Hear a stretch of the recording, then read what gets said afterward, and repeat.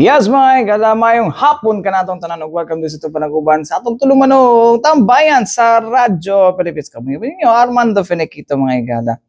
Anyways mga igala, karong takna medyo relax sa tada no. Dito sa mga medyo dili kayo hard nga kay topic since it's the weekend. Kung weekend mga igala, daghan kayo taog kanang no, dapat mag-relax ta no. Aside sa mag-relax ta mga katambayan, no? Mag-chill ta. Relax, mag-chill, parehara man na. Anyways, mga katambayan, kagahapon, no? Or last Thursday, mga igala, no? Imbitahan ta sa usa ka press conference, mga igala, no? Coming from sa kaning hospital diha, mga igala, kaning UNIDAV specialist sa kaning search na to. Gikan sa UNIDAV, asa man to? No, UNIDAV Hospital mga igala. Pero ang tawag sila gyud is UNIDAV, sa kay tawagan nila gani nga para UNIDAV or United Specialist Hospital and Medical Center diha sa Maymatina no. Kung asa namang gusto project mga igala from pud no na sila project mga igala no with partnership nila with Nordoff Craniofacial Foundation no katong medical mission mga igala kun asa 20 ka mga bata all over Mindanao no ang nahatagan og libreng opera mga igala no sa katong mga deformity sa naong no kamo na katong craniofacial katong cleft palate o katong ngungo o katong cleft lip kanang bungi. Para maperahan sila ba? So mo na ang gikuan lang mga igala libre mahal ba kay may pila ka kuan pud ni pila ka operasyon pud ang agian ani pud mga igala no bago sila makuan bago ka makompleto no and mahal ang proseso mga igala no. But anyways mga igala alang sa ubang kuan no with regards aning kuan ato paminawon mga igala ang ang team leader mga igala, program coordinator mga igala no sa Nordoff Craniofacial Foundation mga igala no program coordinator para sa Filipino counterpart mga igala no ang surgeon nga usa sa mga nagatutok pud ani sa pag-opera ni mga bataan ni mga igala ato paminawon mga igala si Dr. Dax Pascasio o Dax Carlo Pascasio o ang team leader usab mga igala no sa Taiwan team no sa NCF or Nordoff Craniofacial Foundation mga igala nga si Dr. Lonjulo no ato paminawon mga igala for this mission and I think for a 2.5-day mission that's actually a good number but our message is especially with our friends locally with our friends from the local community and of course with the help of Rotary Davao also. We would help us spread the word in Davao and even in neighboring towns that we have this program that benefits a lot of patients. And this is not only open to patients from Davao, but this is actually open to patients even a couple of hundred kilometers away from Davao who are willing to come here. We can for those patients who also have difficulty coming here because of the transportation costs, Nordoff Craniofacial Foundation also helps them with that one. So hopefully our local friends would help us spread the word that we are doing this regularly and that Taiwan and the Philippine teams are actually collaborating to continue to help our local patients. Mindanao-wide, actually, we have patients coming from even the northernmost parts of Mindanao. We have patients from Cagayan de Oro. We have patients from Butuan. We have patients from Lanao. We have patients from Zamboanga. And of course, we also have patients from Davao. Of course, for this particular mission, since there are some cases that, especially the rare cases, we want them to have the benefit of all the perspectives of the experts from Taiwan, from Manila, and from all of us here in Mindanao. So we prioritize those patients even if they're farther away from Davao, because the patients in Davao, we can always accommodate them regularly every Thursday here. And just so before I forget, I would just like to specially acknowledge and thank, because I think they deserve the recognition, our hardworking nurses who have really dedicated their time this week to ensure that our patients would have the best care possible, from the ER to the wards, going to the operating room, and taking care of them in the wards before they get discharged. How did you identify the beneficiaries of this mission, sir? So for the beneficiaries of this mission, this is actually, the thing is, we try our best to get the word out about these free missions. So for this also, I would like to thank our hardworking volunteers and the team from Nordhoff Craniofacial Foundation Philippines, led by the Executive Director Van. And then we have our patient coordinators also. We have Gina, and then we have our patient coordinator for Davao, Josephine. Please stand to be recognized, Josephine. Yeah. And then actually, the patient coordinator from Ozami City actually came all the way to Davao also. So Richin, our patient coordinator from Ozami City. So they're the ones who round up the patients. Aside from the patients reaching out to us through text, through call, some of them through Facebook, Richin, the NCF Philippines team, Josephine, on their free time, on days where they are not busy attending to the local patients, they go to barangays, they go to rural areas to spread the word, to find these patients also. So many thanks to them for that. Okay. So apart from the free surgery, what are the other services you offer to the patients as well as their watchers? Okay, so this is the good thing, because Nordhoff Craniofacial Foundation actually emphasizes the comprehensive center-based cleft care.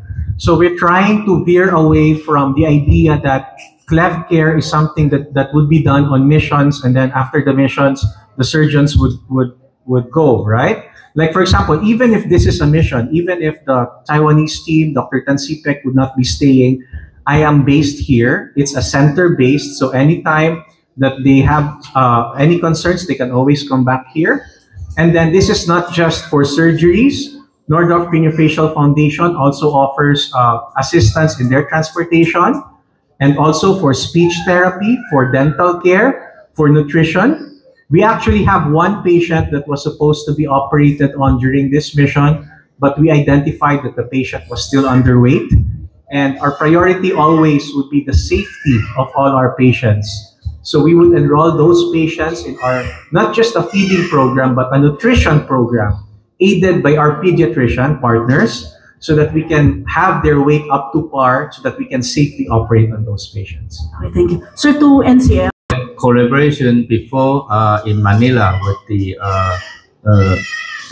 PGH and also the Our Lady of Peace Hospital before. And then Dr. Bernie and his team work very well in Manila. So Dr. Dax just moved here maybe recent years to start the crack care here. And this is a big city. A lot of patients stay in this area. So that's why we choose to come here and cooperate with Dr. Dax for this mission. Sir, are we limiting the number of beneficiaries, or do we have a target number as to how many who can benefit for the surgery? Well, we actually try to help the patient as many as possible, but we also must pay attention to the health, the safety, the anesthetic risk, and also, for example, if we found patient is malnutrition, under body weight, we have to wait and try to improve the nutrition before we can actually do the surgery. And also very important is that the team that help the patient with CREP, not only surgery alone. So we also need to spread the news and also hope to improve the social media, that the patient in this local area know that we are doing this. We provide this kind of service. So aftercare is also provided? Yeah, yes, really important. So for example, speech, dental care is included. So mo to mga igala no, ang pahayag nila no. So all over Mindanao gini siya mga igala. And dili lang kay kanang libreng opera. Ang ilang ihatag apil pod mga diha mga igala no, ang kuan pod no, aftercare, siguro pamasahe kay mamo gud sa kuan kay ang uban mga igala di man lang manggod diri sa kuan gyud, dili lang manggod diri sa Davao lang yun, no? Dili lang ni siya exclusive for Davao mga igala. Davao lang ang hospital. Pero ang kuan mga igala, ang kaning mga beneficiaries no all over Mindanao mga igala no. So naana siya kuan gud no. Naay ba masahe di ba gingon nito ni Dr. Dax kaganiha.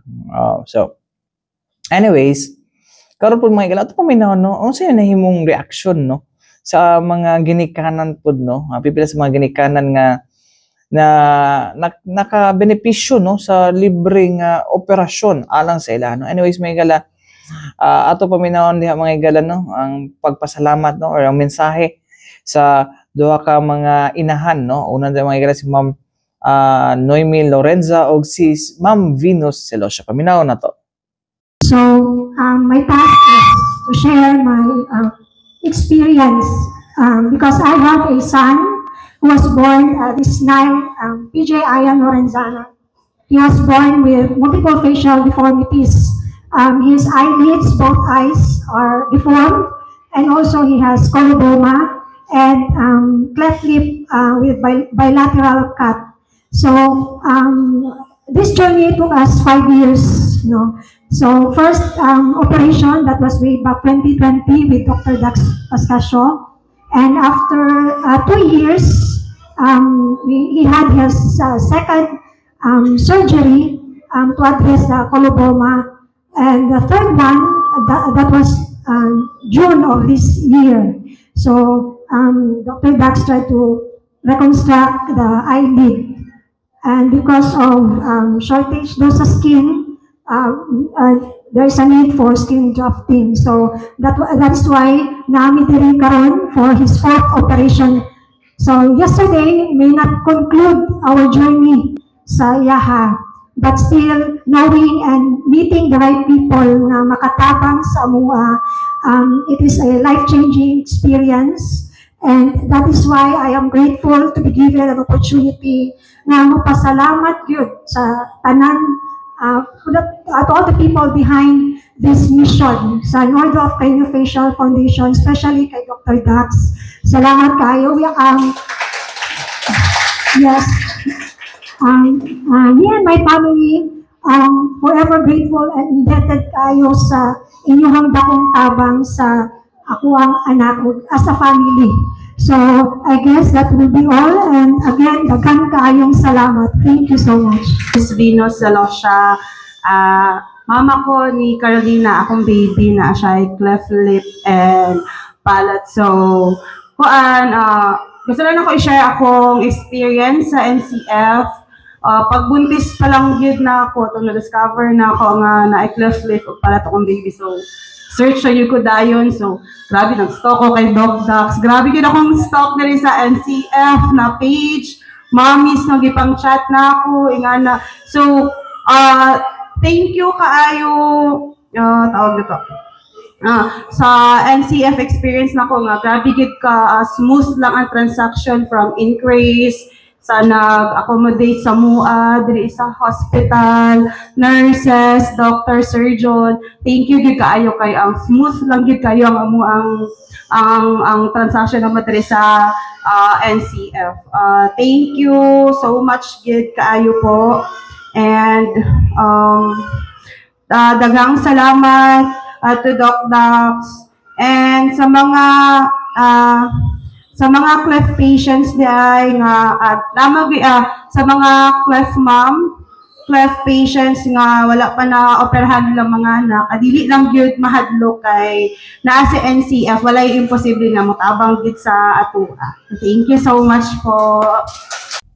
Mo to mga igal no, grabe kalipay no. Grabe kalipay sa mga ginikanan nga na naoperahan ng ilang anak mga igala. And aside sa libre mga igala, sumala pa sa gingon ni Ma'am Venus daw dali ra kayo ang transaction no, dali ra kayo ang transaction, tapos dili wala gid daw sila dili daw kuno ko anong smooth lang gid daw no.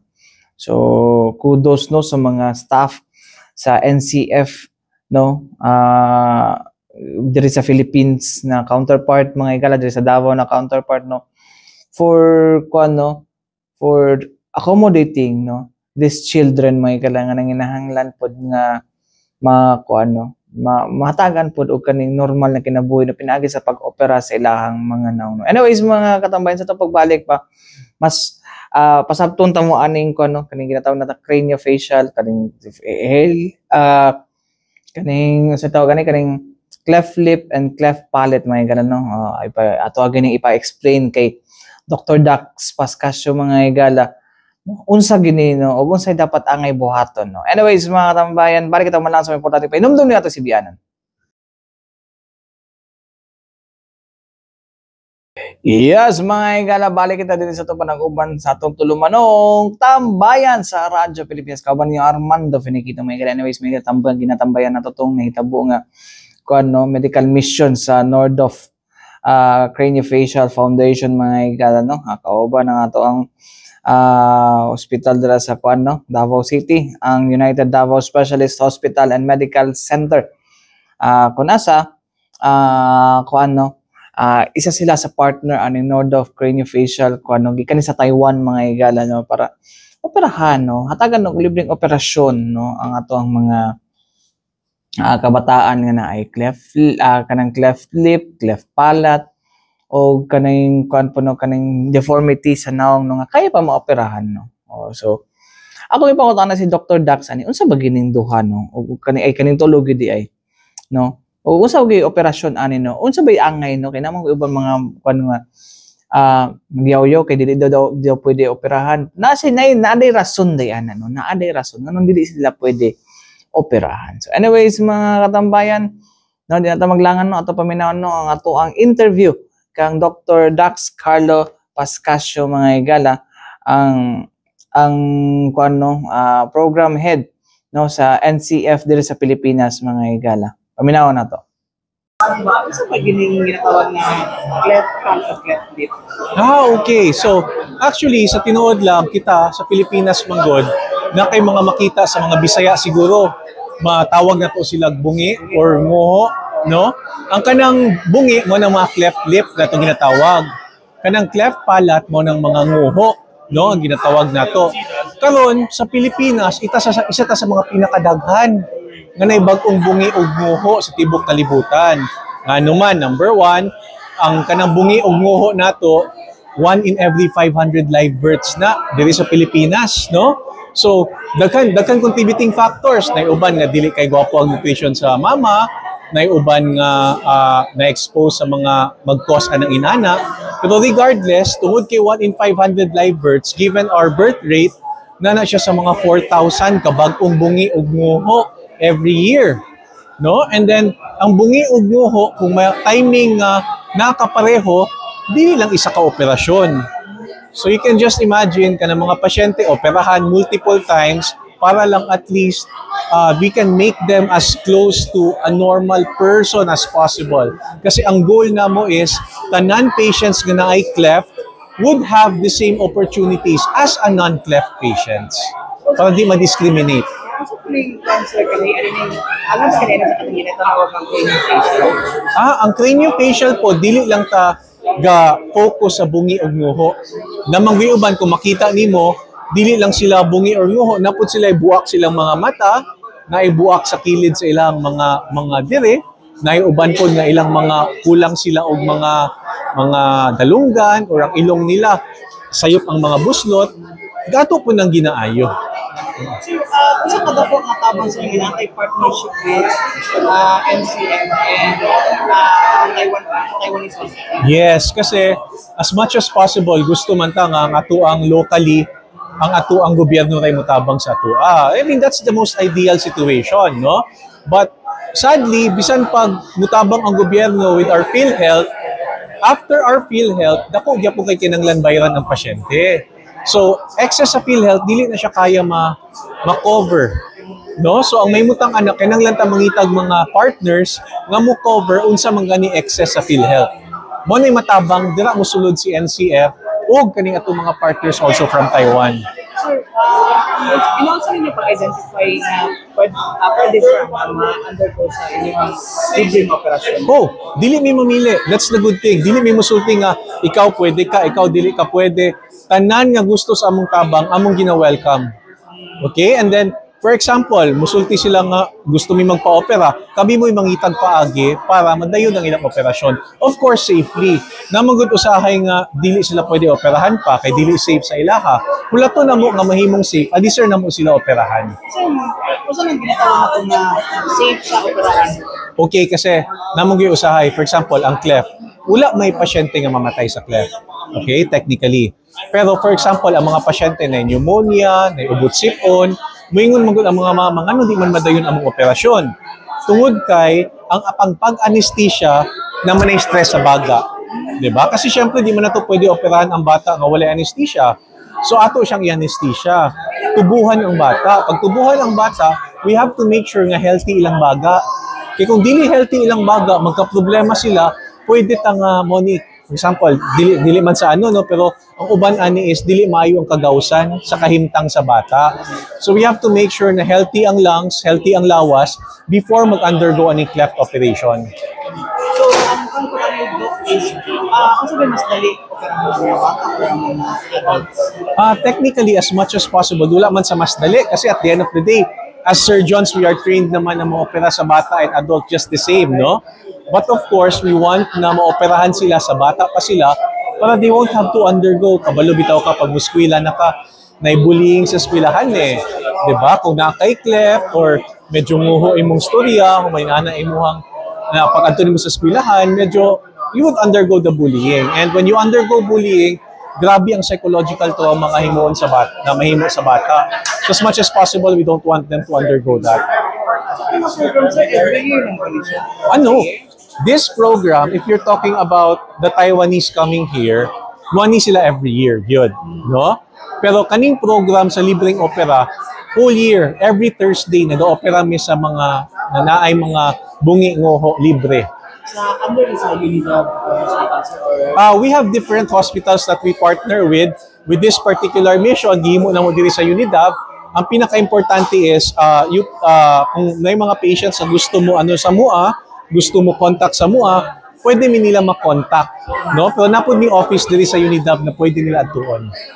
So, sir, pwede manawagan ka, sir, especially those sa mga tao na wala kabalo about sa free operation ninyo. Sige, so ako lang sa mga tao nga gusto magpa-opera libre, no, or na yung mga kaila na ay cleft lip or palat, pwede mi ninyo makita sa Facebook. Ang ngalan is NCF Mindanao. Ako usbon NCF Mindanao. Pwede mo mag-message sa Facebook, no, para at least makabalo mo sa akong programa o gusto mong pa-opera. Naapod mi number nga ako ihatag sa inyo ha.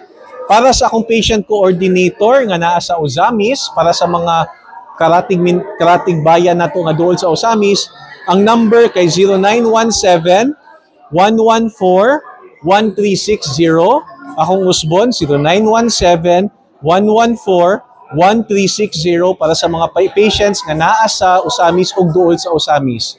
Para sa mga pasyente sa Davao or duol sa Davao or gusto magpa-opera sa Davao na mga center, ang number is 0943-537-0822.